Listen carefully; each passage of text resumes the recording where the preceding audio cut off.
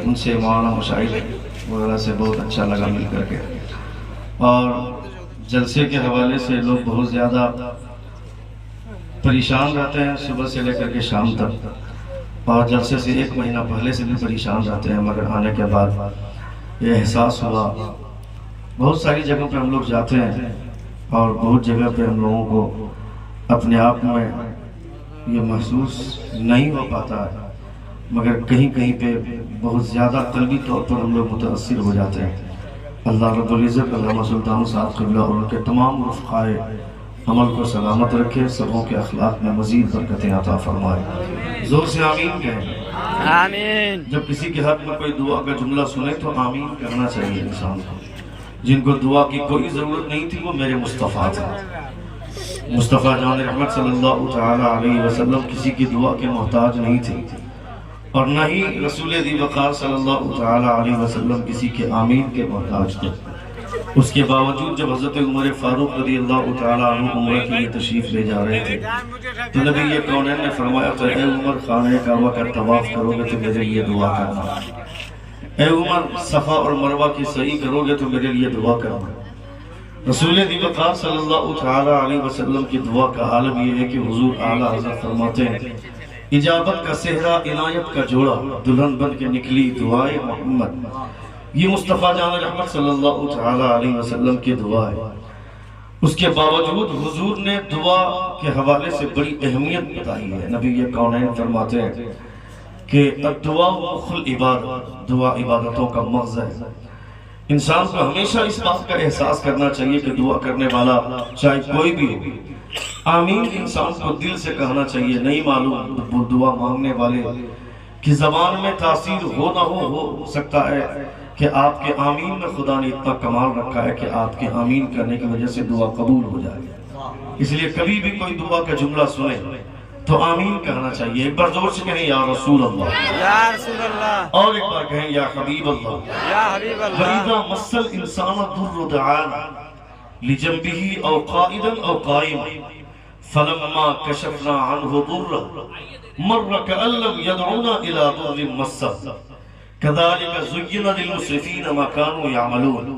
سنیے گا تھوڑی دیر، محبت کے ساتھ بیٹھے ہوئے آپ، بہت اچھا لگ رہا ہے، یہاں سے وہاں تک پورا مجمع ہے، نگاہوں کے سامنے سارے لوگ ہیں، الحمدللہ آپ کا بیٹھنا بہت اچھا۔ جو نوجوان کھڑے ہیں میں انہیں بھی مبارکبادی پیش کرتا ہوں، جو بیٹھے ہوئے انہیں بھی مبارکبادی پیش کرتا ہوں۔ سنیں تھوڑی دیر، اللہ رب العزت فرماتا ہے وَإِذَا مَسَّ الْإِنسَانَ الضُّرُّ دَعَانَا، جب انسان کوئی پریشانی میں گھر جاتا ہے، جب انسان کسی مصیبت میں گھرتا ہے، اس مصیبت کے وقت میں وہ مجھے یاد کرتا ہے، وہ ہمیں یاد کرتا ہے۔ وَإِذَا مَسَّ الْإِنسَانَ الضُّرُّ، جب کوئی پریشانی اس کو لاحق ہوتی ہے، جب اسے کوئی مصیبت لاحق ہوتی ہے، جب کوئی درد اور غم اسے لاحق ہوتا ہے تو مجھے یاد کرتا ہے۔ لِجَنبِهِ أَوْ قَائِدًا أَوْ قَائِمًا، جس حالت میں بھی ہو، لیٹا ہو تو لیٹے ہوئے، بیٹھا ہو تو بیٹھے ہوئے، کھڑا ہو تو کھڑے کھڑے، جس حالت میں بھی ہو اپنے رب کو یاد کرتا ہے۔ فَلَمَّا كَشَفْنَا عَنْهُ ضُرَّهُ، جب ہم اس کی پریشانی کو دور کر دیتے ہیں، جب اس کو مصیبتوں سے نکال دیتے ہیں، جب یہ اپنی پریشانیوں سے چھٹکارا پا جاتے ہیں، فَلَمَّا كَشَفْنَا عَنْهُ ضُرَّهُ مَرَّ كَأَن لَّمْ يَدْعُونَا إِلَىٰ ضُرٍّ مَّسَّهُ، یہ ایسے ہی گزر جاتے ہیں جیسے کہ اس کو کبھی کوئی مصیبت ہی نہیں آئی، جیسے کہ اس نے کبھی مجھ کو یاد ہی نہیں کیا۔ اللہ رب العزت نے دنیا کے تمام انسانوں کے ضمیر کو جھنجھوڑا ہے، اور اللہ رب العزت یہ بتانا چاہتا ہے کہ صرف پریشانی کے وقت میں خدا کو یاد نہیں کیا جانا چاہیے، اللہ رب العزت کو ہر موقع سے یاد کرنا چاہیے۔ کبھی بھی کسی نعمت کو دیکھیں تو اللہ رب العزت کو یاد کریں۔ اس انداز میں میرا رب یاد، اللہ رب العزت بات کرتا ہے، امن خلق السماوات والارض وانزل لكم من السماء ماء فانبتنا به حدائق ذات بهجة ما كان لكم ان تنبتوا شجرها أإله مع الله بل هم قوم يعدلون۔ اللہ رب العزت ارشاد فرماتا ہے، کون ہے جس نے پیدا کیا اس زمین کو، کون ہے جس نے پیدا کیا اس آسمان کو؟ امن خلق السماوات والارض وانزل لكم من السماء ماء، اور وہ کون ہے جس نے آسمان سے بارش برسایا؟ اللہ فرماتا ہے فَأَنبَتْنَا بِهِ حَدَائِقَ ذَاتَ بَهْجَةٍ، یہ جو باغات دیکھ رہے ہو یہ کسی اور کے نہیں، یہ میں نے لگائے ہیں۔ فَأَنبَتْنَا بِهِ حَدَائِقَ ذَاتَ بَهْجَةٍ، یہ بہجت و سرور کے باغات، یہ ساری ہریالی، یہ سبز و شاداب کھیتیاں، یہ ساری کی ساری ہم نے پیدا کی۔ اللہ فرماتا ہے أَلَمْ نَجْعَلِ الْأَرْضَ مِهَادًا، کیا ہم نے زمین کو آرام دائق نہ بنایا؟ وَالْجِبَالَ أَوْتَادًا، پہاڑوں کی کیل نہ ٹھوکی؟ وَخَلَقْنَاكُمْ أَزْوَاجًا، تمہیں جوڑے دار بنایا۔ تمہارے باپ حضرت آدم کو اکیلے رکھا تھا جنت میں، وہ تنہا تھے جنت میں، مگر وہاں جب ان کو اکیلا پن محسوس ہوا تب انہوں نے اللہ رب العزت کے بارگاہ میں دعا کی، اے پروردگار، جنت میں ساری چیزیں تو ہیں مگر ان ساری چیزوں کے باوجود مجھے اکیلا پن محسوس ہوتا ہے، اے پروردگارہ کوئی رفیق سفر پیدا فرما دے۔ تب اللہ رب العزت نے حضرت آدم علیہ السلام کی آنکھ پر نیند غالب فرمایا اور اس کے ان کے بائیں طرف کی سب سے اوپر والی پسلی سے اللہ رب العزت نے حضرت حوا رضی اللہ تعالی عنہ کو پیدا فرمایا۔ اللہ فرماتا وَخَلَقْنَاكُمْ أَزْوَاجًا، ہم نے تمہیں جوڑے دار بنایا، وَجَعَلْنَا نَوْمَكُمْ سُبَاتًا، اور ہم نے تمہارے لیے نیند پیدا کی۔ اگر تم دن بھر اگر کام کرتے ہو رات کو نیند نہیں آتی تو تم پریشان ہو جاتے۔ جو لوگ جن لوگوں کو رات میں نیند نہیں آتی ان سے پوچھیے، جو گولیاں لیتے ہیں، گولیاں کھا کھا کر سوتے ہیں، نیند کی میڈیسن اور دوا لے کر کے سوتے ہیں، اس سے پوچھئے کہ نیند کتنی بڑی نعمت ہے۔ یہ نیند اللہ رب العزت کا انعام ہے، یہ دن اللہ رب العزت کا انعام ہے، یہ رات اللہ رب العزت کا انعام ہے۔ وَجَعَلْنَا اللَّيْلَ لِبَاسًا وَجَعَلْنَا النَّهَارَ مَعَاشًا وَبَنَيْنَا فَوْقَكُمْ سَبْعًا شِدَادًا۔ اللہ فرماتا ہے زمین کے اندر ایک دانہ ڈالتے ہو، وہ دانہ زمین کے اندر فنا ہو جاتا ہے، اچانک وہ دانہ زمین کی چھاتی چیر کر باہر آتا ہے۔ درخت کی صورت میں اس کو اتنا پاور کس نے دیا، اس کو اتنا کمال کس نے دیا؟ زمین کے اندر فنا ہو جانے والا وہ دانہ اچانک زمین کی چھاتی پھاڑ دیتا ہے، اچانک زمین کا سینہ چیر دیتا ہے۔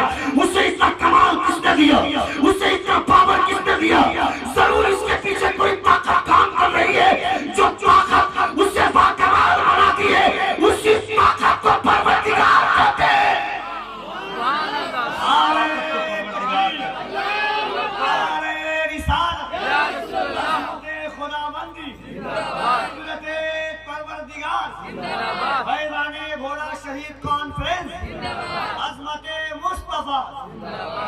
اسی طاقت کو ہم پروردگار کہتے ہیں۔ اپنے بچوں کو یہ بات بتائیے آپ کہ اللہ رب العزت کی خلقت کیا ہے۔ اللہ رب العزت نے یہ ساری کائنات بنائی، اللہ رب العزت نے یہ ساری چیزیں بنائی۔ اللہ رب العزت کا ذکر کرنے کے لیے کوئی ضروری نہیں کہ 15,000 کا ساؤنڈ سسٹم ہو، 25,000 روپے کی لائٹنگ ہو، 45,000 روپے کا پنڈال ہو، یہ کوئی ضروری نہیں کہ ڈیکوریشن وغیرہ میں ہی خرچ کیے جائیں۔ اللہ فرماتا ہے وَاذْكُرْ رَبَّكَ فِي نَفْسِكَ تَضَرُّعًا وَخِيفَةً وَدُونَ الْجَهْرِ مِنَ الْقَوْلِ بِالْغُدُوِّ وَالْآصَالِ۔ اللہ فرماتا اپنے رب کو یاد کرو اکیلے میں، اپنے آپ میں خدا کو یاد کرو گریہ بازاری کرتے ہوئے، وَتَضَرُّعًا وَخِيفَةً گڑ گڑاتے ہوئے، اللہ رب العزت کے خوف میں اللہ رب العزت کو یاد کرو۔ جب اپنے رب کو یاد کرو گے تو تمہیں اچھا لگے گا۔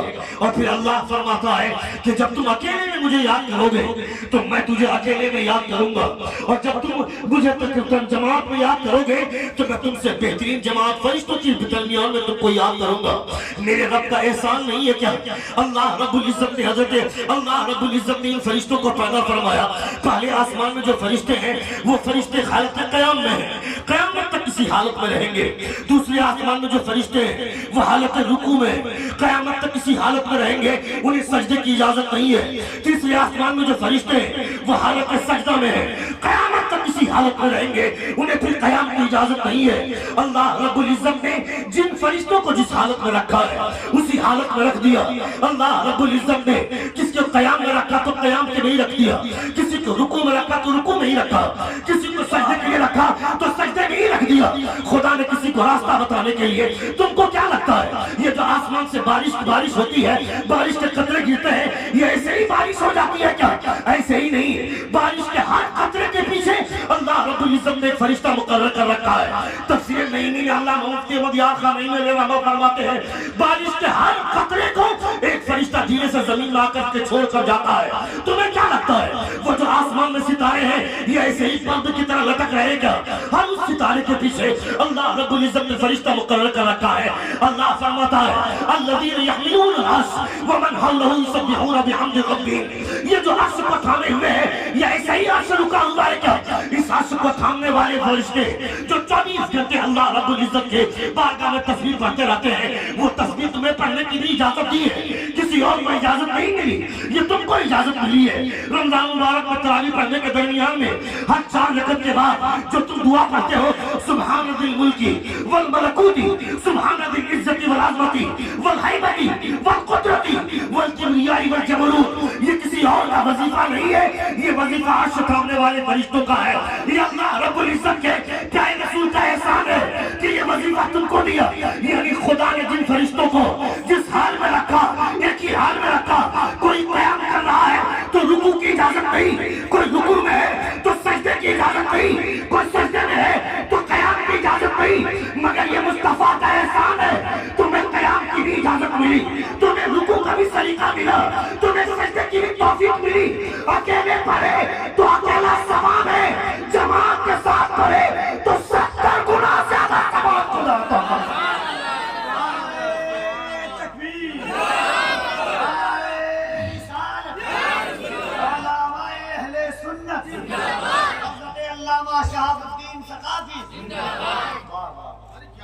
اکیلے پڑھے تو اکیلے ثواب اور جماعت کے ساتھ پڑھے تو 70 گنا زیادہ ثواب خدا عطا فرماتا ہے.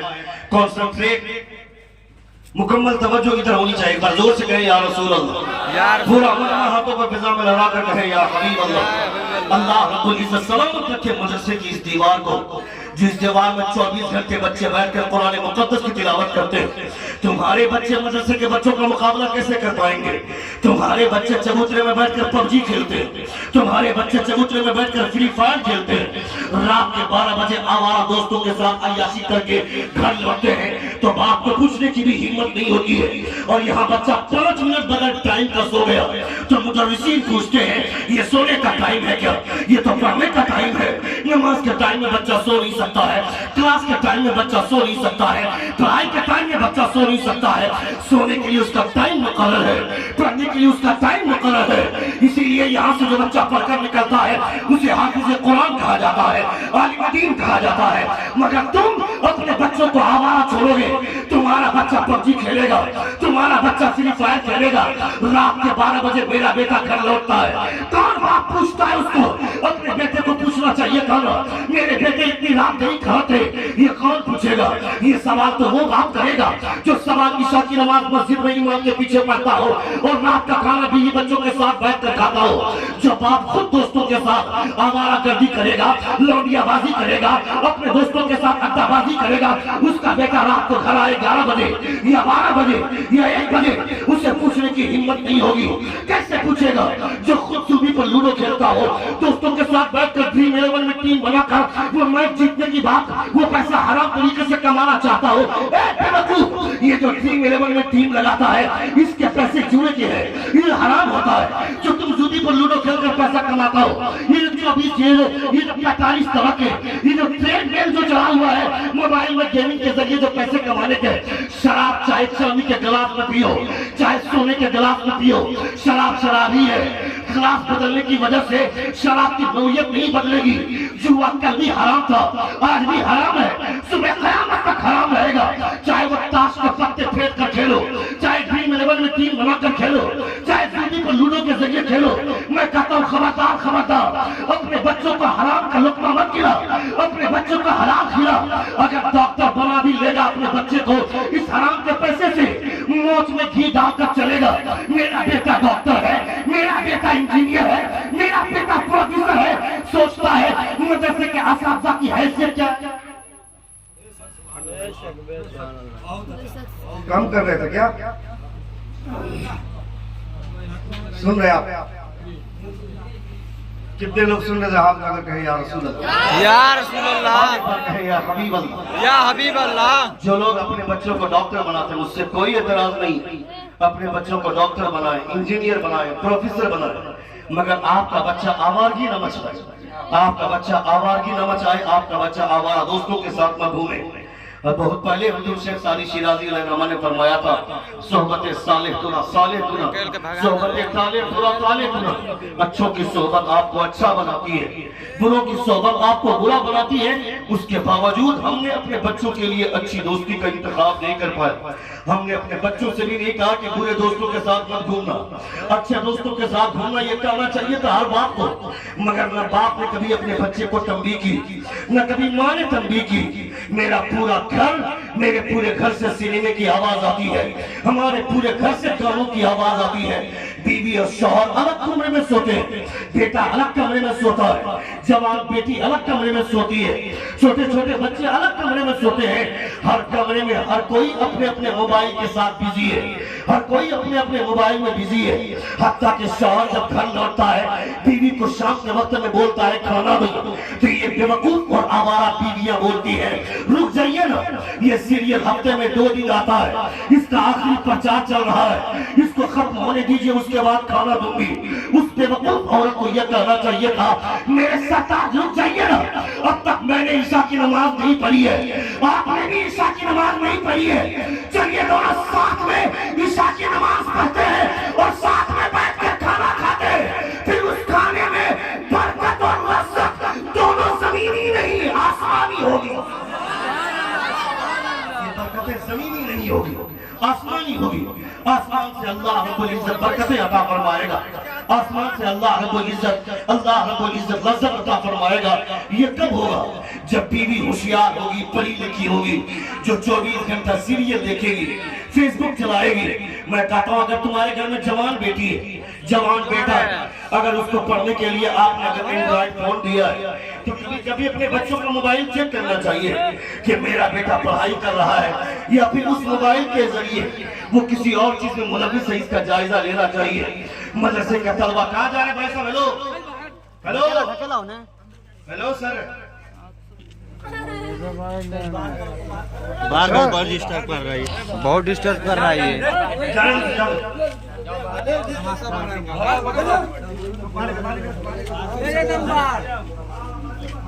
سے پورا مجمع اپنے دونوں ہاتھوں پر فضا میں لگا کر کہیں یا رسول اللہ، اور ایک بار کہیں یا حبیب اللہ۔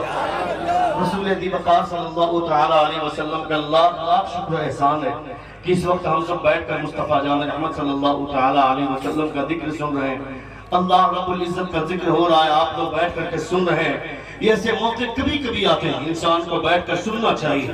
رسول دی وقار صلی اللہ علیہ وسلم کے پیغامات کیا ہے؟ اللہ رب العزت کے پیارے رسول صلی اللہ علیہ وسلم نے بڑی محنتیں کی ہیں، بڑی مشقتیں کی ہیں اس گلشن کو آباد کرنے کے لیے۔ اسلام کا کلمہ ایسے ہی ہم تک نہیں پہنچا، ہم تو پیدائشی مسلمان ہو گئے۔ میرے باپ کا نام عبدالغفور تھا، میرا نام عبدالجبار پڑ گیا۔ میرے باپ کا نام عبدالرشید تھا تو میرا نام عبدالرؤف پڑ گیا۔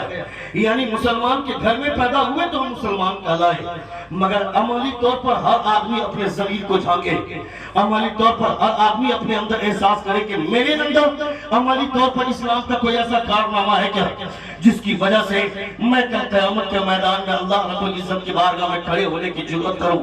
ایک عام پولیس اگر آتی ہے، پولیس کا کوئی دستہ آتا ہے، آدمی گھر سے نکلتا ہے، جیسے ہی گھر سے نکلتا ہے دیکھتا ہے کہ پولیس کی گاڑی کھڑی ہے، وہ فوراً گھر لوٹتا ہے۔ گھر لوٹ کر اب وہ ڈی ایل تلاش کرے گا، ہیلمٹ تلاش کرے گا، جوتا تلاش کرے گا، گاڑی کا انشورنس پیپر تلاش کرے گا، گاڑی کا RC بک تلاش کرے گا۔ یہ ساری چیزیں اکٹھا کرنے کے بعد اب وہ گھر سے نکلے گا۔ لوگ پوچھتے ہیں کیا بات ہے، جا رہے تھے اچانک لوٹ کر چلے آئے، کہا تم نے دیکھا نہیں سامنے پولیس کی گاڑی ہے، ابھی کہیں اگر میرے اوپر نظر پڑ جائے گی وہ RC بک مانگے گی، وہ پولیس والے ہم سے DL مانگیں گے، ہم سے جوتا مانگیں گے، وہ ہیلمٹ مانگیں گے۔ یہ ساری چیزیں میرے پاس نہیں تھی، تو اگر میں ان سب چیزوں کو نہیں لے کر جاؤں گا مجھے فائن بھرنا ہوگا۔ مجھ کو سمجھ میں آ گیا کہ پولیس کے ڈر کی وجہ سے آدمی کے تمام تر معاملات اچھے ہو جاتے ہیں۔ ہیلمٹ نہیں تھا، ہیلمٹ آ گیا، DL نہیں تھا، DL چلا گیا، آج سے بک نہیں تھی وہ بھی آ گیا. یعنی وہ ساری چیزیں جو گاڑی چلاتے وقت جن چیزوں کی ضرورت پڑتی ہے وہ ساری چیزیں آدمی اکٹھا کر لیا صرف ایک پولیس کے ڈر سے. اس پولیس کو پیدا کیا میرے پروردگار نے. اگر خدا کا خوف ہمارے سینے میں ہوتا، اللہ رب العزت کی خشیت ہوتی ہمارے سینے میں، تو ہمارا بیٹا آزاد سننے کے بعد بھی جو چوراہے پر بیٹھا رہتا ہے، نہ ہمارے بیٹے کو اس بات کا ڈر ہے کہ قیامت کے دن ہم سے سوال ہوگا، نہ اس کے باپ کو اس بات کا ڈر ہے کہ قیامت کے دن ہم سے سوال ہوگا. خدا کا خوف نہیں، خدا کی خشیت نہیں، کیوں نہ مسلمان در در کی ٹھوکریں کھائے. جن لوگوں کو ہم نے بولنا سکھایا، جن لوگوں کو ہم نے بولنے کا سلیقہ دیا، وہ ہمارے سر پر بیٹھ کر تاندو مچا رہے ہیں، وہ ہمارے ساتھ آنکھ چوری کا کھیل کھیل رہے ہیں. تمہیں اندازہ ہے کیا تمہاری عزت کہاں تھی؟ تمہاری عزت کہاں چلی گئی؟ تمہارا وقار کہاں تھا؟ تمہارا وقار کہاں چلا گیا؟ یہ تو اللہ رب العزت کا وعدہ ہے. وَلِلَّهِ الْعِزَّةُ وَلِرَسُولِهِ وَلِلْمُؤْمِنِينَ. عزت اللہ کے لیے ہے، عزت اللہ کے رسول کے لیے ہے، عزت مومنوں کے لیے ہے. یہ اللہ رب العزت کا وعدہ ہے. مگر مسلمان آج ذلیل کیسے ہو رہا ہے؟ مسلمان در در کی ٹھوکریں کیسے کھا رہا ہے؟ اس لیے در در کی ٹھوکریں کھا رہا ہے. تم نے نہیں دیکھا کیا وہ فتح مبین جب نبی یہ کونین کا لشکر اور شان کے ساتھ خانہ کعبہ میں داخل ہوا تھا، مکہ میں داخل ہوا تھا، مصطفیٰ جان احمد نے اسلام کا پرچم، فتح محمد اسلام کا پرچم مکہ کی چھت پر لہرایا. یہ وہ مکہ ہے جس جگہ سے ہجرت کر رہے تھے مصطفیٰ، تو بار بار مصطفیٰ خانہ کعبہ کی طرف گھوم کر دیکھتے تھے اور نبی روتے تھے، اے کعبہ، دنیا کی تمام جگہوں میں سب سے بہترین جگہ میرے لیے اگر کوئی ہے تو وہ تو ہے. اگر میری قوم مجھے پریشان نہ کرتی تو تمہیں چھوڑ کر کبھی نہیں جاتا. یہ بار بار مصطفیٰ بول رہے ہیں اور مکے سے ہجرت کرتے ہوئے مدینہ جا رہے ہیں مصطفیٰ. مگر جب لوٹ کر آ رہے ہیں نبی یہ کونین، اس مکے کو صلح حدیبیہ کے موقع سے نبی یہ کونین کو آنے کی اجازت نہیں دی، مکے کی زیارت سے روکا، عمرہ کرنے سے روکا گیا. اس کے بعد جب مصطفیٰ کا لشکر داخل ہوا، کعبے کی چھت پر اسلام کا پرچم لہرایا گیا، تمام کے چہروں پر خوشی کی لکیریں. مگر ایک صحابی کونے میں بیٹھ کر رو رہے ہیں جن کا نام حضرت ابو درداء ہے. ان سے آ کر پوچھتے ہیں، اے ابو درداء، یہ وہ کعبہ ہے جن کے لیے مصطفیٰ نے آنسو بہائے؟ یہ وہ کعبہ ہے جن کے لیے تمام صحابہ پریشان ہوئے جب صلح حدیبیہ کے موقع سے روک دیا گیا؟ آج شام سے داخل ہوئے ہیں، اسلام کا پرچم مکے کی چھت پہ، کعبے کی چھت پر لہرایا گیا ہے. آج تو خوش ہونا چاہیے تھا.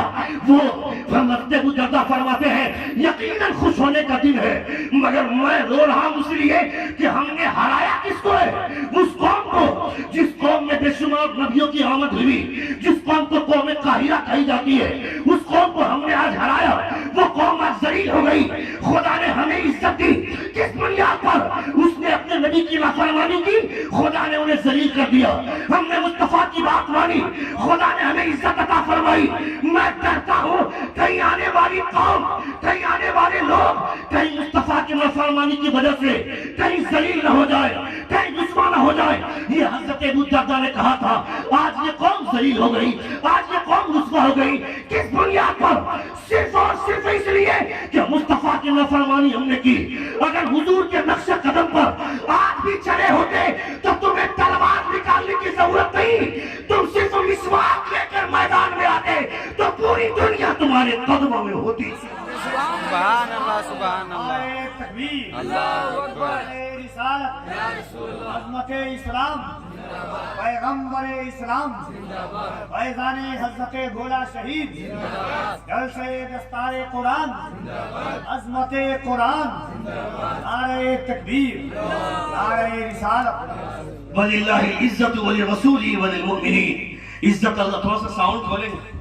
وَلِلَّهِ الْعِزَّةُ وَلِرَسُولِهِ وَلِلْمُؤْمِنِينَ. عزت اللہ کے لیے ہے، عزت اللہ کے رسول کے لیے ہے، عزت مومنوں کے لیے. اللہ رب العزت کا وعدہ. مگر ہم اپنے آپ کو ویسا بنا کر رکھے تب نہ. میرا بچہ آوارہ بن گیا، ہم آوارہ ہو گئے، اور پھر ہم یہ امید کرتے کہ منہ پھاڑے رہے، آسمان سے خدا رسول اللہ برسائے اور سیدھے آ کر کے میرے منہ میں گرے، کسی اور کے منہ میں نہیں. اس انتظار میں رہتا ہے کیا؟ اس انتظار میں رہنے کا حق ان لوگوں کا تھا جو لوگ نبی کے ایک اشارے پر اپنی جان نشاور کرنے کے لیے تیار ہو جاتے ہیں.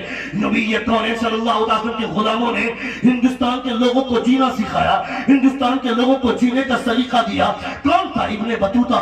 ابن بطوطہ جب ہندوستان میں آیا تھا ایک عورت کی چیخ سننے کے بعد بے ہوش ہو گیا. اس نے لوگوں نے پوچھا تھا اے ابن بطوطہ بے ہوشی کی وجہ کیا ہے؟ ابن بطوطہ کہتے ہیں اتنا برا کلچر, اتنی خراب تہذیب کہ ایک مرد دنیا سے چلا گیا.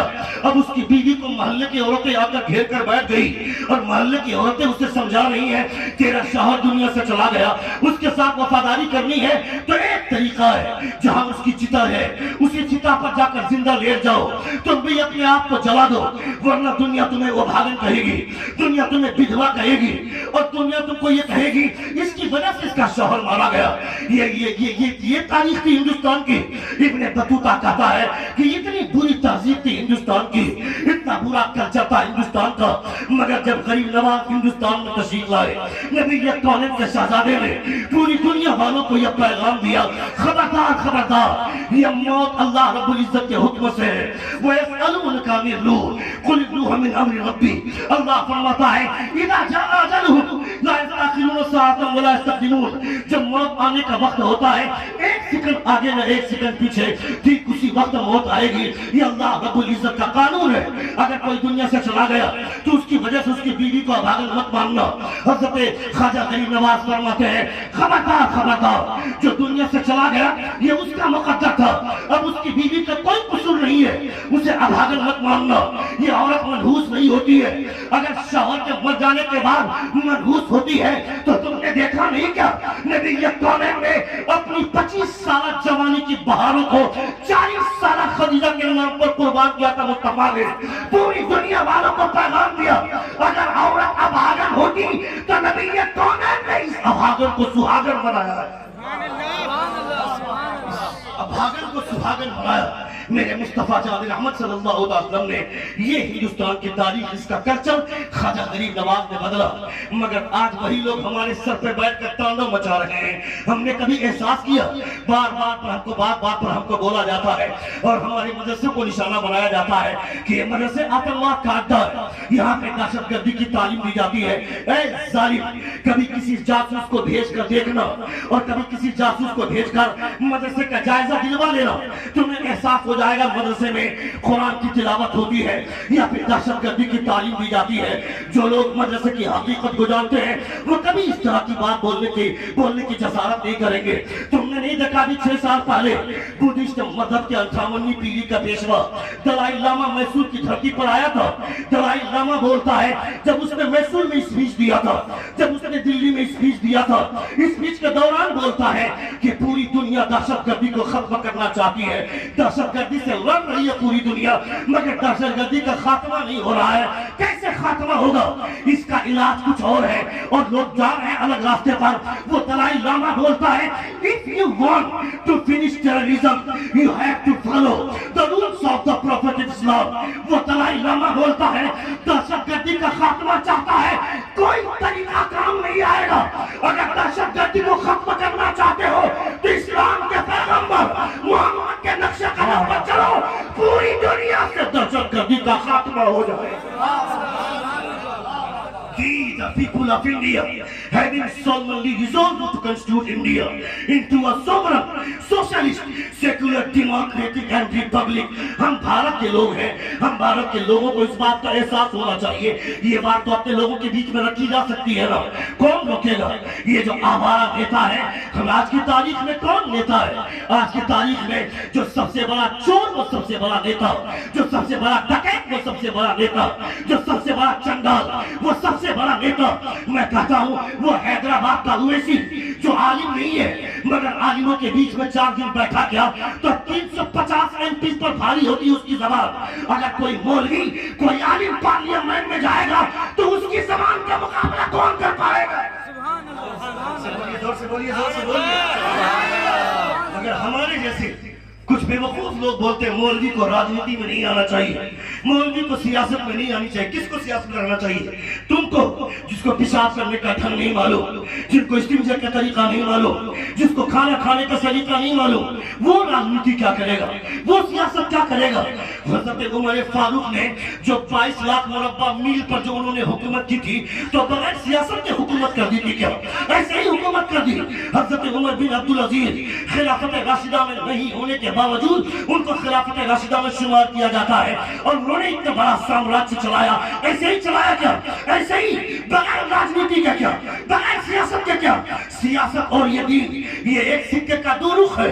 अगर आदमी सियासत पे अगर अपनी जिंदगी को गुजारना चाहता है, तो मैं कहता हूँ एक आलिम से बेहतर दुनिया का कोई नहीं है।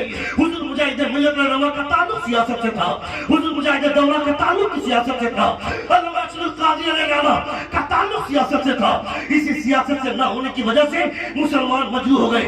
ये जो खड़े होकर पेशाब करने वाले लोग, तुम अगर इन नेताओं के साथ रहोगे तो तुम तलवा चाटोगे, मगर कोई आलिम जाएगा तो तलवा नहीं चाटेगा, वो मुस्तफा के दीन को सामने रखकर बात करेगा।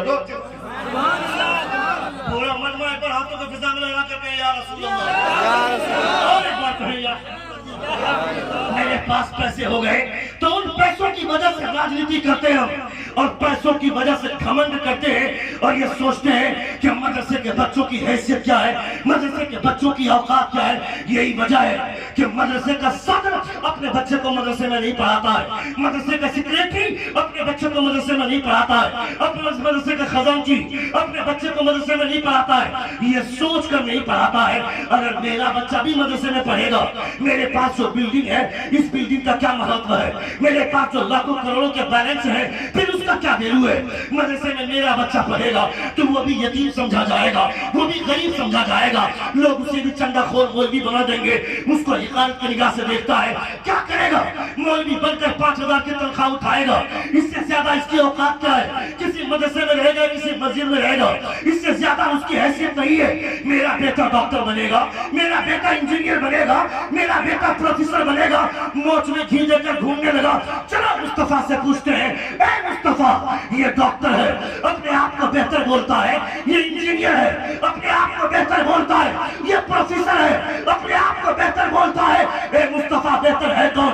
तो मेरे पैगंबर मदीने से इरशाद फरमाते हैं, खैरुकुम मन तअल्लमल कुरान व अल्लमहु, तुम में वो बेहतर है जो कुरान पढ़ना जानता है और कुरान पढ़कर कुरान पढ़ाना जानता है।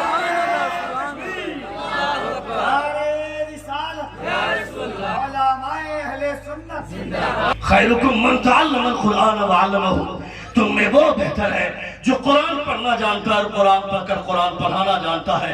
ये मेरे हुजूर इरशाद फरमाते हैं, जमीन फट सकती है, आसमान फट सकता है, मगर मेरे हुजूर जो कह दें उस बात में डाउट की गुंजाइश हो, ये मुमकिन ही नहीं है।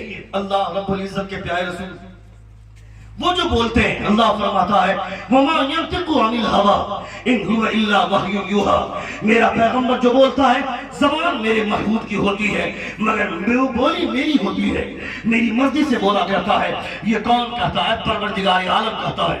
अल्लाह रब्बुल इज्जत इरशाद फरमाता है, हमने अपने बच्चों को इस हवाले से, हमको, मैं नहीं कहता कि हम डॉक्टर के खिलाफ हैं, हम लोगों में से कोई डॉक्टर के खिलाफ नहीं है, हम में से कोई इंजीनियर के खिलाफ नहीं है, हम में से कोई प्रोफेसर के खिलाफ नहीं है। हमको तो ऐसा भी डॉक्टर चाहिए ना हॉस्पिटल में, जो डॉक्टर जानवर बने हुए हॉस्पिटल में, जब कोई लड़की जाती है प्रेगनेंसी का मामला लेकर के, उसका आखिरी महीना चल रहा होता है, आखिरी अय्याम हो रहे होते हैं, दर्द जी यानी पेट का दर्द शुरू हो चुका है, विलादत का दर्द शुरू हो चुका है, जब वो हॉस्पिटल जाती है इस उम्मीद पर कि अब डिलीवरी होने वाली है, वहां वो जानवर जो डॉक्टर की सूरत में बैठा हुआ है, वो जानवर बैठा हुआ है जो मेडिकल टर्म चिपकाता है और उसको इंजेक्शन और मेडिसिन दे देकर उसके दर्द को रोक देता है। और जब बहुत काफी देर लग हो जाती है, जब दर्द नहीं होता है, दर्द कम हो जाता है, तब वो मेडिकल टर्म चिपकाता है और वो बोलता है कि अब मैं रिस्क नहीं लूंगा, सीजर करना ही पड़ेगा, बगैर सीजर के बच्चे की डिलीवरी नहीं हो सकती है।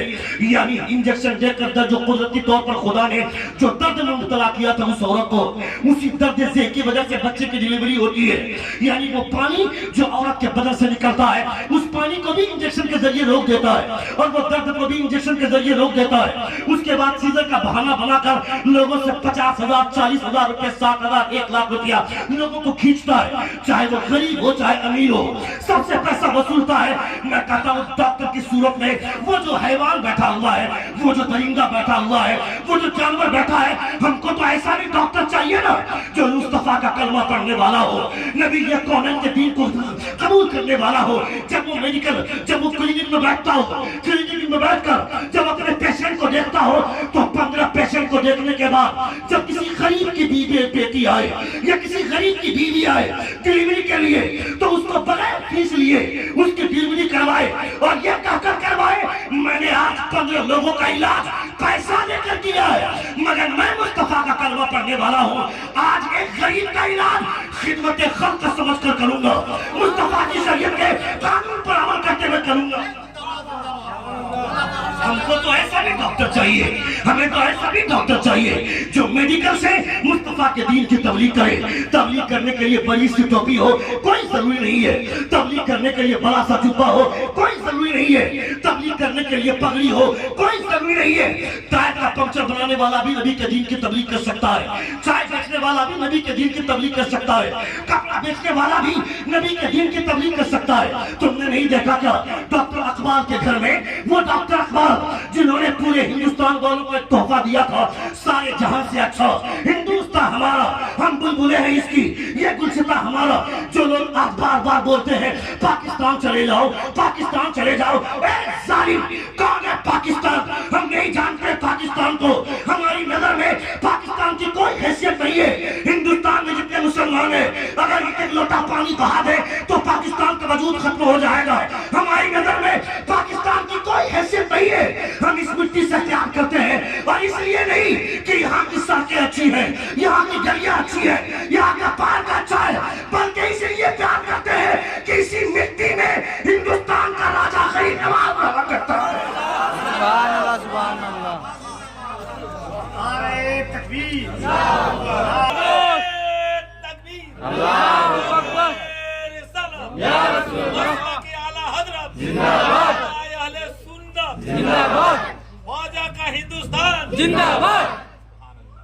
We, the people of India, having solemnly resolved to constitute India into a sovereign, socialist, secular, democratic and republic, ہم بھارت کو چھوڑ کر کہیں جانے والے نہیں ہیں.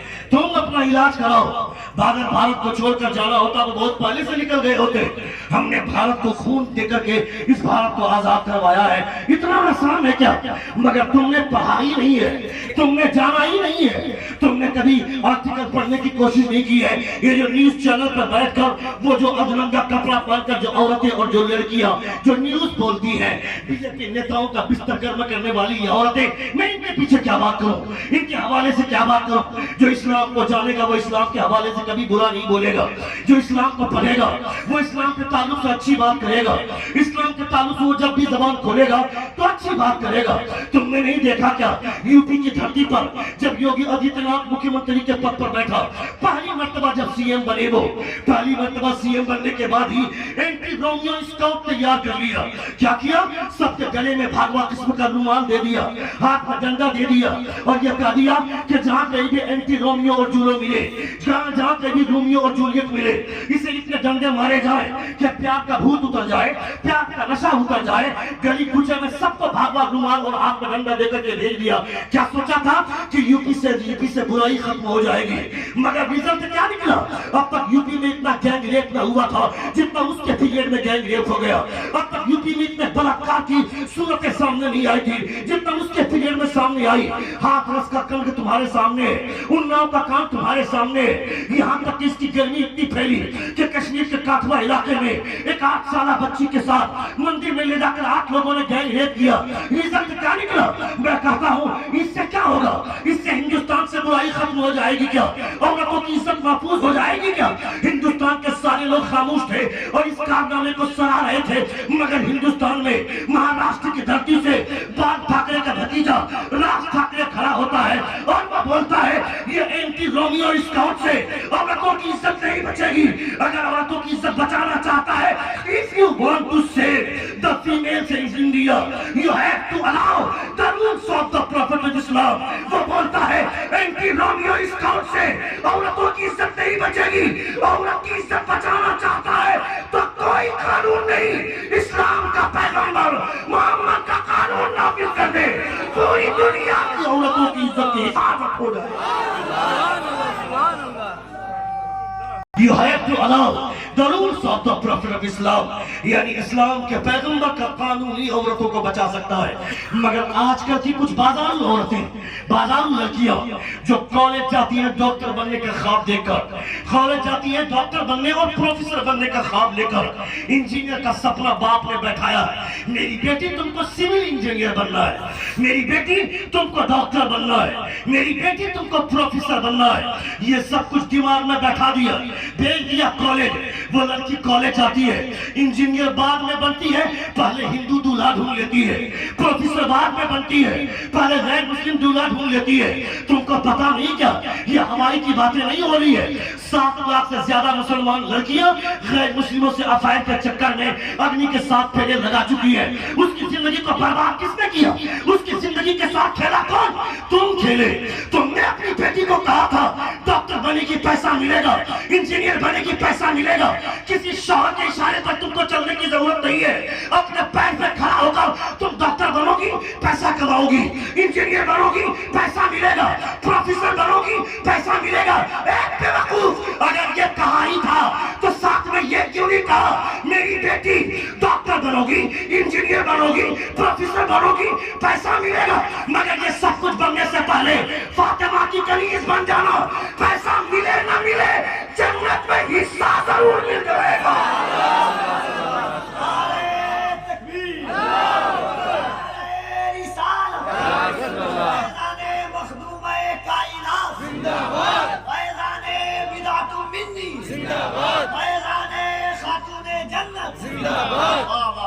سن رہے ہیں آپ؟ سن رہے ہیں؟ کتنے لوگ سن رہے ہیں؟ ہاتھ اٹھا کر کہیں یا رسول اللہ, اور ایک بار کہیں یا حبیب اللہ. اللہ رب العزت کا پیارے رسول صلی اللہ علیہ وسلم کی تعلیمات بہت بہتر تعلیمات دنیا کی ہر تعلیم سے بہتر. اس لیے میں کہنا چاہتا ہوں نبی کونین کی تعلیمات کو فالو کرو. نبی کونین صلی اللہ علیہ وسلم کی تعلیمات کو اپنی بیٹیوں کے حق کے اندر اجاگر کرو. تمہاری بیٹیاں سمجھے ڈاکٹر بنے گی, انجینئر بنے گی, پیسہ ملے گا, سب کچھ ملے گا. مگر اگر اس سے پہلے 5 مرتبہ کالج کے پیریڈ میں اپنے بچے گروائے تو ہم کو ایسی بیٹی سے کیا مطلب ہے؟ میری بیٹیاں کالج کے دنوں میں اگر دوسروں سے افائر لڑاتی ہے اور اس کے بعد وہ ڈاکٹر بنتی ہے تو میں اپنی بیٹی کو جاہل رکھنا گوارا کروں گا, مگر اس کی عزت کو تار تار ہوتا ہوا نہیں دیکھ سکتا ہوں. میں گاؤں میں چودھری بن کے گھوم رہا ہوں, میں گاؤں میں موچ میں گھی لگا کر چل رہا ہوں, اور میری بیٹی کالج میں گل کھلاتی ہے تو میں اگر اپنی بیٹی کو کالج میں ڈالا تو کبھی کبھی جا کر دیکھنا چاہیے تھا میری بیٹی کالج میں. ادھر میری طرف دیکھیں, ایک بار زور سے کہیں یا رسول اللہ. پورا من میں یہاں سے وہاں تک ہاتھوں کو فضا میں لڑا کر کہیں یا حبیب اللہ. ایک بار کہیں یا غوث المدد, یا غوث المدد. نبی کونین صلی اللہ علیہ وسلم کی تعلیمات سے بہتر کوئی تعلیم نہیں ہے. یہ جو ڈاکٹر بن رہے ہو, انجینئر بن رہے ہو, اپنی بیٹی کو اگر کالج میں ڈالا ہے تو کبھی کبھی کالج میں جا کر باپ کو دیکھنا چاہیے. اسے شک کرنا نہیں بولتے ہیں, اسے کیئر کرنا بولتے ہیں. اپنی بیٹی کو فریڈم آف لائف دے دیا, اس قدر آزادی دے دی تم نے کہ 15 سال اس کی عمر ہو گئی, وہ اب تک نماز پڑھنے کی عادت نہیں ڈال پائی.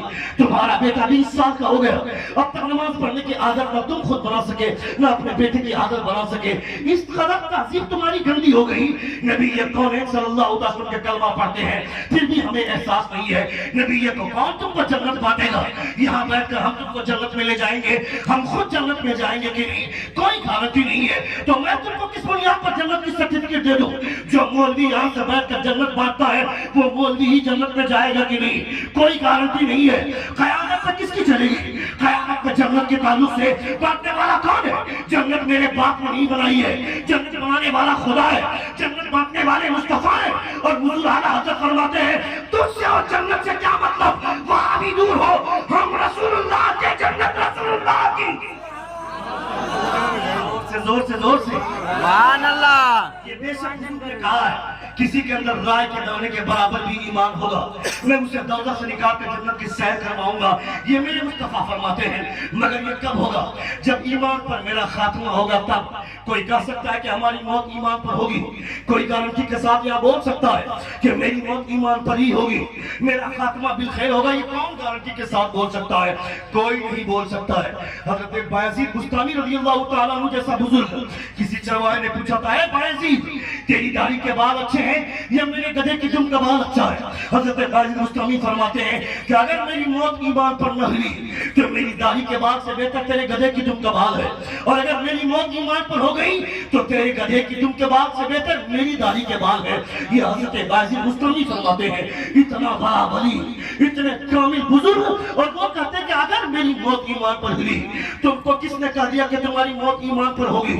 پانچوں وقت کی نمازیں چھوڑ دی, ساری برائیاں تمہارے اندر ہیں, سارے جرائم تمہارے اندر ہیں, اس کے باوجود یہ بھروسہ کر کے بیٹھے ہیں کہ ہماری موت ایمان پر ہوگی. خبردار اپنا علاج کرو, نبی کون صلی اللہ علیہ وسلم کی تعلیمات پر عمل کرو. اپنی بیٹی کو سمجھاؤ, اسے شک کرنا نہیں بولتے ہیں, اسے ڈاؤٹ کرنا نہیں بولتے ہیں, اسے کیئر کرنا بولتے ہیں. کبھی اچانک کالج چلے جانا, کالج میں جا کر دیکھنا میری بیٹی پڑھائی کر رہی ہے یا کسی گنیش کے ساتھ, کسی تیواری کے ساتھ, یا کسی گپتا کے ساتھ, یا کسی نارائن کے ساتھ وہ باہوں میں باہیں ڈال کر کینٹین کا مزہ لے رہی ہے. اس کا جائزہ اس کا باپ لے گا, اس کی تحقیق تم کرو گے, کوئی دوسرا نہیں آئے گا. اس لیے کہ تہذیب خراب ہو رہی ہے, علاقہ خراب ہو رہا ہے. چونکہ کالج میں سے سمجھایا جاتا ہے everything fair in love and war, پیار اور جنگ میں ہر چیز جائز ہے, یہ وہاں سمجھایا جاتا ہے. اے بے وقوف, وہ دنیا کا سب سے بڑا دیوس ہوگا جس نے یہ کہا کہ پیار اور جنگ میں ہر چیز جائز ہے. اسلام کی وہ تاریخ رہی ہے جس میں پیار کا بھی ایک دائرہ ہوتا ہے, جنگ کا بھی ایک دائرہ ہوتا ہے. نبی نے جنگ سے پہلے دائرہ کھینچا, خبردار کوئی عورت پر ہاتھ نہ اٹھائے, کسی بچے پر ہاتھ نہ اٹھائے, کسی کے ہاتھ کو نہتے دیکھو, تلوار نہ ہو اس کے اندر اگر کسی طرح کا ہتھیار اس کے پاس نہیں ہے اس پر حملہ کرنے کی ضرورت نہیں ہے. یہ اسلام کا پیغمبر کہتا ہے. وہ جو اسرائیل آج مظلوم مسلمانوں پر, فلسطینیوں پر, غزہ کے مسلمانوں پر, بچوں پر, عورتوں پر جو حملہ کر رہا ہے, اس کے باوجود ہندوستان کے کچھ غدار لوگ اسرائیل کے ساتھ کھڑے ہیں. میں دھوکتا ہوں, خبردار تم سے اچھا تو وہ بالی ووڈ کا اسٹار, بالی ووڈ کا وہ لیکھک ہے مہیش بھٹ جو یہ بولتا ہے. اسلام کے پیغمبر کے ایک بات جو میرے دل کو سب سے زیادہ ٹچ کرتی ہے وہ یہ بات ہے, انصر اخاک ظالما او کان مظلوما. اپنے ظالم بھائی کی مدد کرو, اپنے مظلوم بھائی کی مدد کرو. اگر کوئی ظالم ہے تو اس کی تلوار روک کر مدد کرو, کوئی مظلوم ہے تو اس کے اوپر ہونے والے وار کو روک کر اس کی مدد کرو.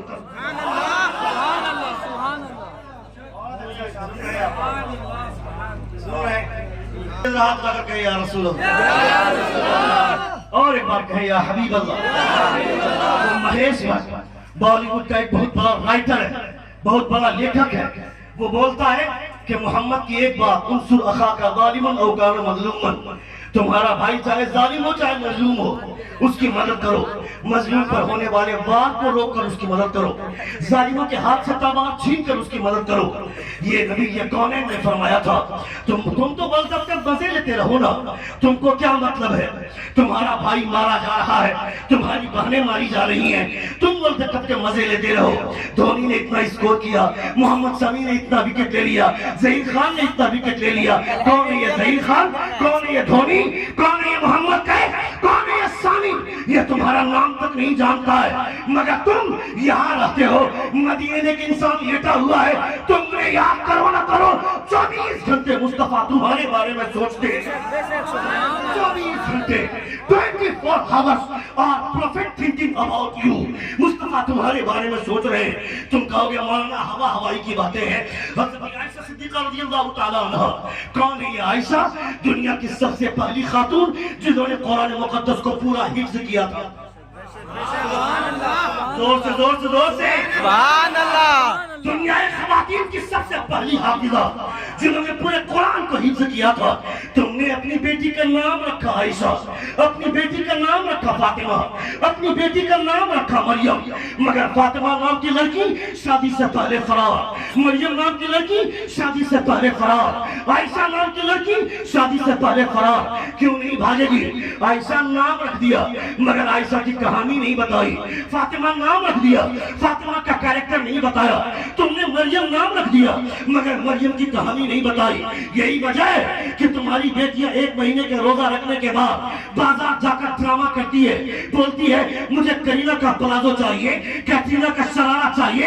اس پہ مطلب لڑکی کو یہ کرنا چاہیے تھا, میرے ابو جان میں نے 1 مہینے کا روزہ رکھا ہے, اس روزے کی نیکیاں میں برباد نہیں کرنا چاہتی ہوں. میرے حضور نے فرمایا تھا دنیا کی سب سے اچھی جگہ مسجد ہے اور دنیا کی سب سے بری جگہ بازار ہے. جب دنیا کی سب سے اچھی جگہ مسجد, جب وہاں ہمیں جانے کی اجازت نہیں ہے تو دنیا کی سب سے بری جگہ بازار, وہاں کس منہ سے جاؤں گی؟ اس لیے وہاں جا کر نیکیاں برباد نہیں کرنا چاہتی. مجھے کوئی کرینہ کا پلازو نہیں, مجھے کسی کیٹرینا کا شرارہ نہیں, مجھے وہ لباس لا دیجئے جو لباس نبی کی بیٹی فاطمہ پہنا کرتی تھی.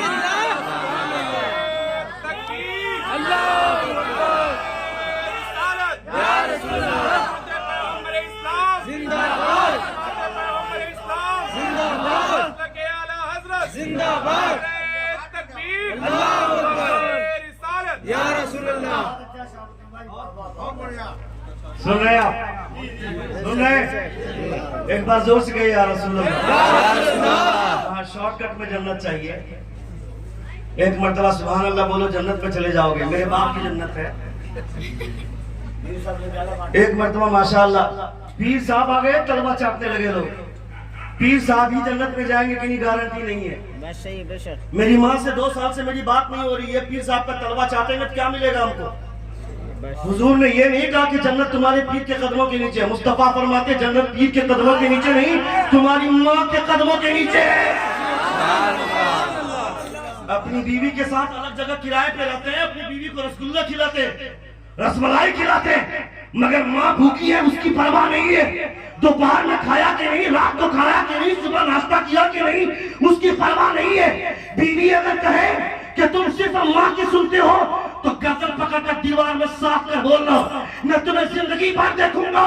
وہ نیکیاں نہیں ملے گی جو نیکی خدا مجھے میری ماں کو 1 مرتبہ محبت سے دیکھنے سے عطا کرتا ہے.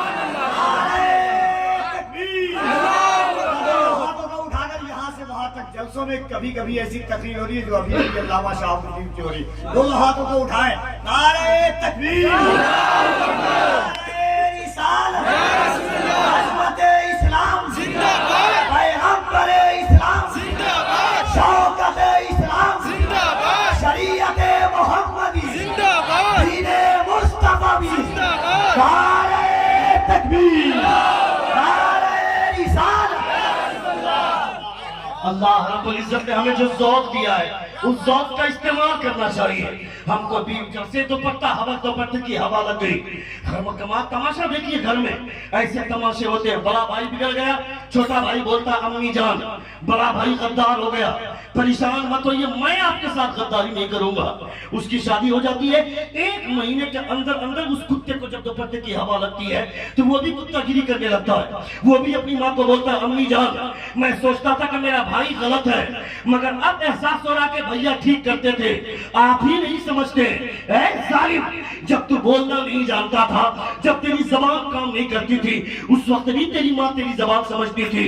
تجھے بھوک لگتی تھی پھر بھی روتا تھا, پیاس لگتی تھی پھر بھی روتا تھا, کھانا نہیں کھایا تھا پھر بھی روتا تھا, پیٹ میں درد ہوتا تھا پھر بھی روتا تھا, نیند آنی ہے پھر بھی روتا ہے. تم کو جس چیز کی بھی بس ضرورت محسوس ہوتی ہے تو روتا ہے. یعنی سب کی کیفیت الگ الگ ہے مگر آواز ایک ہی طرح کی نکل رہی ہے. تمہاری ماں یہ جان رہی ہے ابھی جو رو رہا ہے درد کی وجہ سے رو رہا ہے یا بھوک کی وجہ سے, ابھی جو رو رہا ہے نیند کی وجہ سے رو رہا ہے یا پیٹ میں درد کی وجہ سے. جو ماں تمہارے رونے کی کیفیت کو جانتی ہے وہ تمہاری زبان کیسے نہیں سمجھ سکتی ہے. مگر یہ تم نہیں, یہ تمہارے اندر کا شیطان بولتا ہے جو دوپٹے کی ہوا لگ جانے کے بعد جو الگ روم لینا چاہتا ہے. خبردار خبردار, بیوی دنیا کی سب سے مطلبی عورت ہوتی ہے، یاد رکھنا، مگر ایک ماں ہوتی ہے جو کبھی مطلب نہیں جتاتی ہے. یا میں ہر بیوی کی بات نہیں کر رہا ہوں، آج بھی کچھ بیویاں ایسی جو اپنے شوہر کے ساتھ وفادار ہیں، مگر جو کلیجہ ماں کے پاس ہے وہ بیوی کے پاس کبھی نہیں ہو سکتا. زور سے بولیے.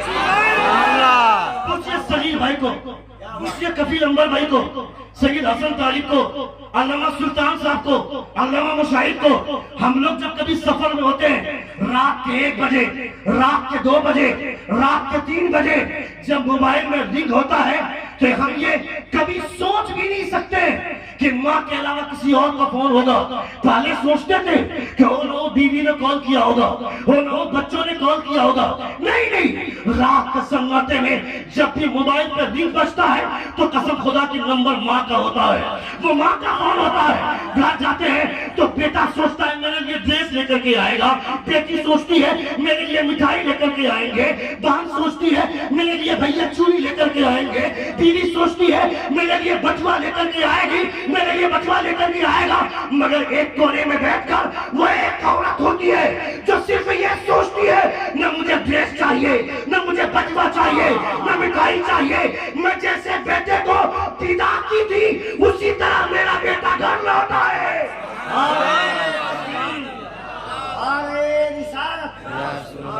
یہ سسٹم، یہ احساس، یہ کلیجہ صرف ماں کے پاس ہوتا ہے. اس لیے ماں کے ساتھ صحیح برتاؤ کیجئے. اپنے ماں کے ساتھ روٹھنے والا معاملہ جو 4 سال 5 سال تک بات نہیں ہوتی ہے، قسم خدا کی کوئی کام نہیں دے گا. اپنی ماں کو راضی کرنے کی کوشش کریں. نبی کونین کی بارگاہ میں خاتون آئی، مصطفیٰ نے چادر بچھا دی. وہ خاتون آئی، تھوڑی دیر مصطفیٰ سے بات کی، اس کے بعد وہ خاتون واپس چلی گئی. صحابہ نے پوچھا وہ کون ہے؟ نبی کونین فرماتے ہیں وہ مجھے دودھ پلانے والی ماں ہے. زور سے بولیے. چادر بچھائی، چادر، ہاں ایک بار زور سے کہے یا رسول اللہ. حضور نے چادر بچھائی، چادر، حضور کی چادر. اس چادر کو آپ سمجھتے کیا ہے؟ نبی کونین حضرت سعد ابن معاذ کی نماز جنازہ پڑھا کر لوٹ رہے. حضرت عائشہ گھر میں نبی کونین کو آتے ہوئے دیکھ لی. مصطفیٰ کی بیوی نے، ہم تمام مومنوں کی ماں حضرت عائشہ صدیقہ رضی اللہ تعالیٰ عنہ، جیسے ہی حضور داخل ہوئے، حضرت عائشہ کو کوئی کپڑا نہیں ملا، دوپٹہ نہیں ملا تو مصطفیٰ کی چادر اپنے سر پہ ڈال لی. جب حضور آئے تو تولیہ لے کر مصطفیٰ کے بدن کو پوچھنے لگی. نبی فرماتے عائشہ کیا کر رہی ہو؟ کہا یا رسول اللہ باہر بارش ہو رہی ہے، آپ بھیگتے ہوئے آئے مگر میں دیکھ رہی ہوں پانی کا قطرہ نظر نہیں آ رہا. نبی فرماتے عائشہ باہر کوئی بارش وارش نہیں ہو رہی ہے، میں سعد ابن معاذ کی نماز جنازہ پڑھا کر لوٹ رہا ہوں، ان کی قبر میں رحمت کی بارش ہو رہی ہے. جو تجھے بارش کے قطرے نظر آ گئے یہ ایسے ہی نہیں آئے، یہ جو غلطی سے تم نے میری چادر اپنے ڈال رکھی ہے نا اپنے سر پہ. سبحان اللہ، سبحان اللہ. نہیں سمجھے؟ نہیں سمجھے؟ نہیں سمجھ رہے؟ زور سے بولیے نا. یا رسول اللہ. نبی فرماتے عائشہ تجھے وہ بارش کے قطرے نظر نہیں آتے مگر یہ جو چادر میری تم نے سر پہ ڈال رکھی ہے غلطی سے ہی صحیح یہ اس چادر کا کمال ہے جو تجھے بارش کے قطرے نظر آ رہے. اچھا ماشاءاللہ.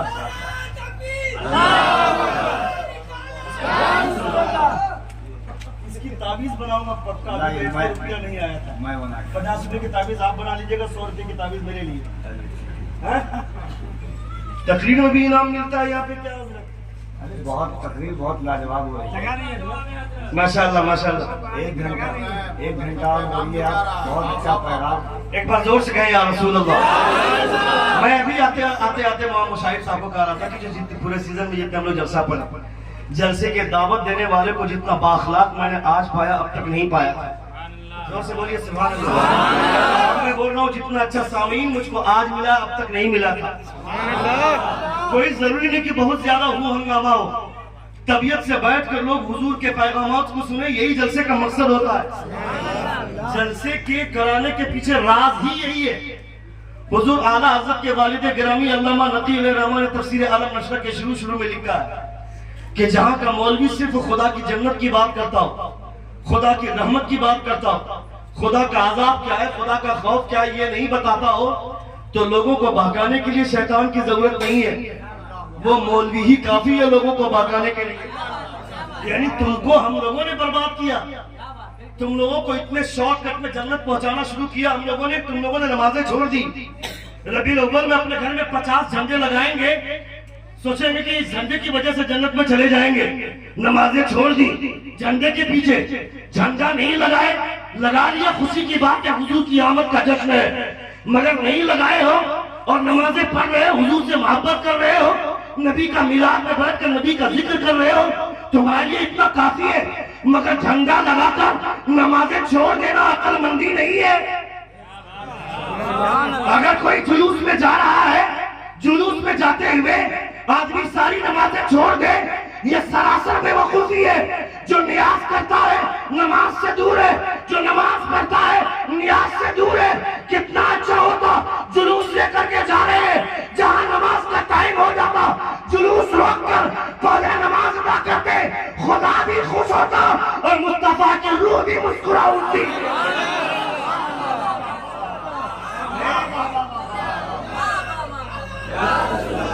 نعرہ رسالت، فیضان حضرت بھولا شہید، مدرسہ شہیدیہ، جلسہ حفظ قرآن، جلسہ دستار بندی، حضرت علامہ مفتی شہاب الدین ثقافی، علماء اہل سنت، مسلک اعلی حضرت، نعرہ حیدری۔ شب برات اور شب قدر میں دیکھنا مسجد میں بھیڑ، پاؤں رکھنے کی جگہ نہیں ہے مسجد میں، اور امام صاحب کو کمرے میں آ کر پوچھے گا امام صاحب آپ نہیں جائیے گا؟ کون جو کبھی نہیں آتا ہے مسجد، لگتا ہے ایسی لات مارے کہ ہوا نکل جائے، کبھی نہیں آتا ہے مسجد اور آج شب برات میں آیا تو امام کے حجرے میں جا کر پوچھتا آپ نہیں جائیے گا؟ شب برات اور شب قدر کی نماز تم کو